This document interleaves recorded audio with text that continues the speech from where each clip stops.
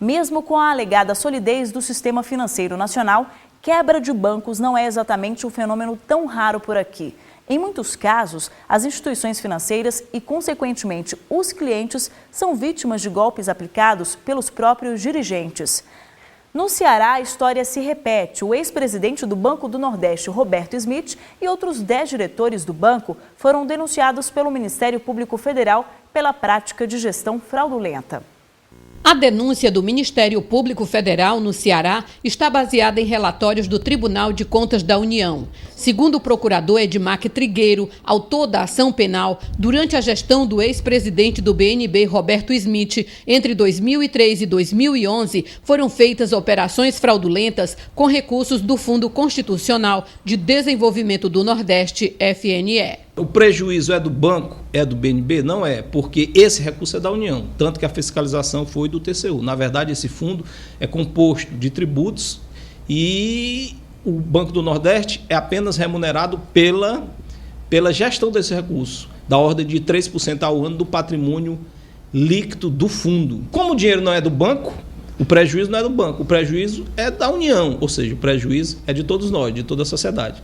De acordo com o Ministério Público Federal no Ceará, o desfalque foi decorrente de mais de 55 mil empréstimos concedidos a empresários que não pagaram as dívidas e nem foram cobrados pelo banco. Segundo o MPF, o rombo é de 1 bilhão e 500 milhões de reais, o maior desfalque já registrado contra o sistema bancário brasileiro. Para o procurador Oscar Costa Filho, a fraude beneficiou principalmente pessoas influentes da sociedade cearense. Os empréstimos com dinheiro público são feitos sem que haja o atendimento às exigências dos normativos do próprio banco. Por exemplo, uma empresa que está num estágio pré-falimentar toma dinheiro do banco. No mês seguinte, pede recuperação judicial. Então, não dava para saber antes que essa empresa estava nessa condição. Empresas, operações, por exemplo, que envolvem deputados no meio, a gente tem casos que tomou de empréstimo cerca de 15 milhões do banco, cheio de restrições cadastrais, mas o dinheiro saiu. O Sindicato dos Bancários chegou a denunciar desmandos na gestão de Roberto Smith e criou uma Comissão Nacional dos Funcionários do BNB, que agora acompanha o trabalho do MPF. O Ministério Público, felizmente, abraçou essa causa e hoje está aí com esse resultado que ele está divulgando em nível nacional.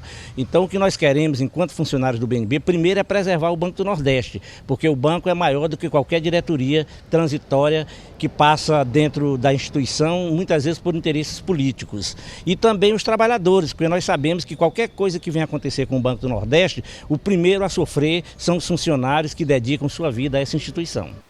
Das mais de 2.000 comunidades quilombolas espalhadas pelo Brasil, apenas 207 detêm a posse da terra. Segundo o Cadastro Único do Governo Federal, que serve como base de dados para os programas sociais, 80 mil famílias ocupam essas comunidades e a maioria delas ainda vive em situação de extrema pobreza.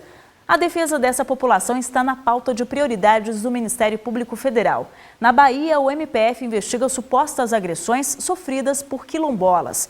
Eles teriam sido agredidos por militares da Marinha. O motivo? Uma antiga disputa pela posse da terra. As marcas do corpo praticamente já desapareceram um mês depois do confronto.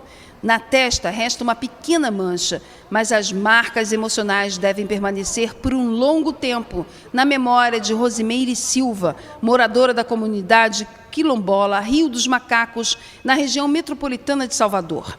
Ela ainda chora ao lembrar o que aconteceu com sua família na primeira semana deste ano. Logo no dia 1º, houve um bate-boca entre o irmão dela, Ednei Silva, e um oficial da Marinha por causa de um portão aberto. Alguns dias depois, em 6 de janeiro, houve nova discussão, com consequências bem mais graves. Rosimeire, acompanhada do irmão, saiu de casa para matricular suas filhas em uma escola da região.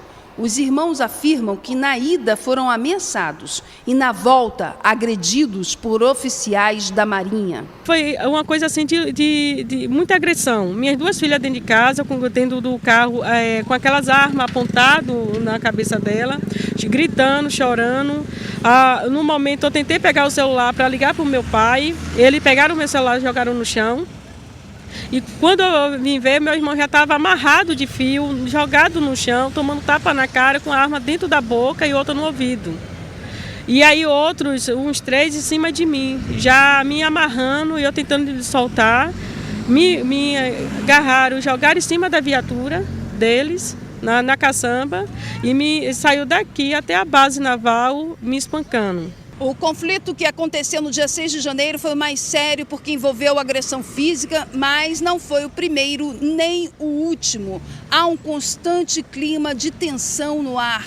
E o motivo é uma disputa de terras entre a Marinha e a comunidade Rio dos Macacos.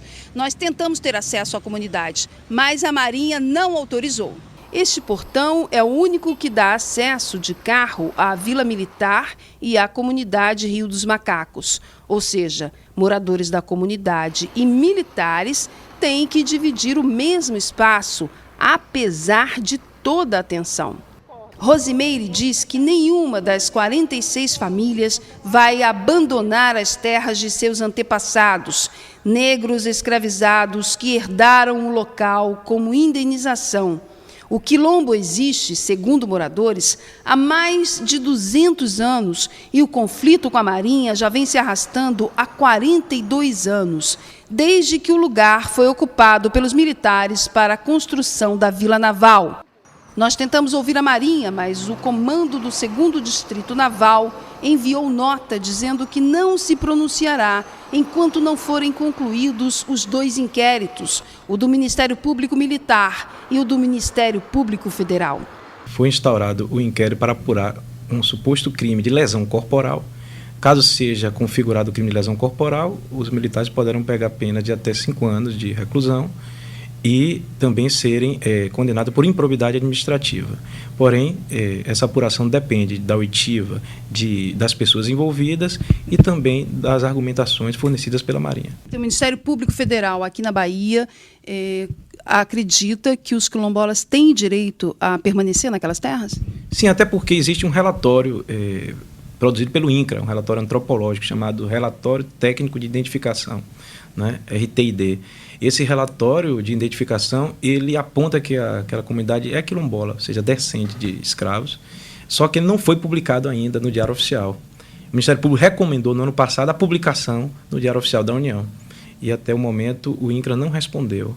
E caso não haja alguma justificativa, também o Ministério Público provavelmente ajuizará uma ação civil pública para que o INCRA se manifeste sobre a publicação desse relatório, que é fundamental para o reconhecimento das terras em favor da comunidade. A seguir, MPF no Distrito Federal quer garantir que pessoas com deficiência não sejam injustamente excluídas de processo seletivo para a Polícia Rodoviária Federal. A gente volta já já.